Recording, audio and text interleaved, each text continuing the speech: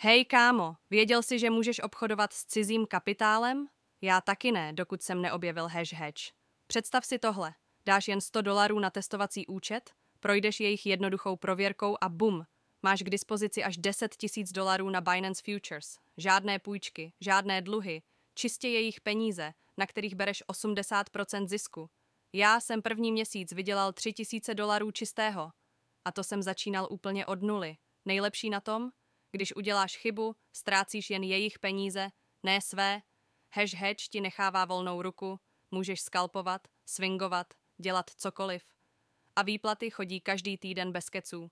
Můj kámoš tohle objevil před 2 měsíci a teď má pasivní příjem 15 000 měsíčně.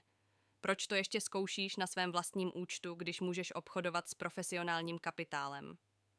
Stačí kliknout na odkaz v popisu profilu, projít rychlým testem a můžeš začít vydělávat ještě dnes.